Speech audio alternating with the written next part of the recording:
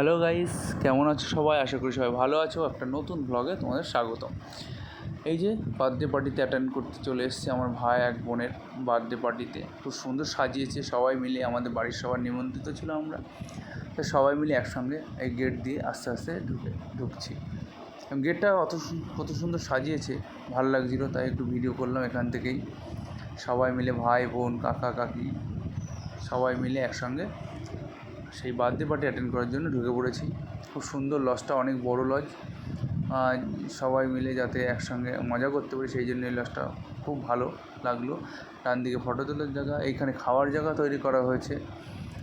এখানে বিভিন্ন রকম আইটেম করা আছে, লস্যি, কফি, ফুচকা, বিভিন্ন আইটেম খাওয়া দাওয়ার পরে আমরা ফটো তুললাম। ফটো তুলে আনন্দ মজা করার পরে আস্তে আস্তে সবার সাথে ধীরে ধীরে অনেক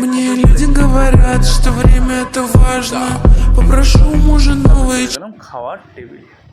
আস্তে আস্তে খাবার চলে আসলো আমাদের সামনে, সবাই মিলে তার মধ্যেখানে আমি একটু ভিডিও করে নিচ্ছিলাম।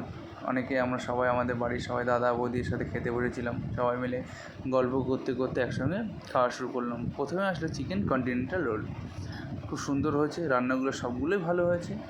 আস্তে আস্তে তারপরে ভাত, তারপরে ডাল। এই যে আমার পিসি, খুব সুন্দর লাগছে, সেজেছে আজকে। ভাত ডাল একসঙ্গে খাওয়ার পরে আস্তে আস্তে রাইস আসলো, মাছ দিয়েছে, মাছটা দেওয়া হয়নি, মাংস, খাসির মাংস। আস্তে আস্তে খাওয়া দাওয়া করছিলাম। খুব সুন্দর রান্না হয়েছে, ভালোই রান্না করেছে, রান্না ভালোই টেস্ট হয়েছে। তারপরে খাওয়া দাওয়া করছিলাম। মাংস তো বারবার যেচেই দিচ্ছিলো, অনেকবারই এসছে মাংস দিতে। রান্নাও যেমন ভালো হয়েছে, আমাদের ভালোই খাইয়েছে, খুব সুন্দর মজাও করেছি। তারপরে খাওয়া দাওয়া কমপ্লিট করার পরে আমরা আবার একটু ঘোরাঘুরি করলাম।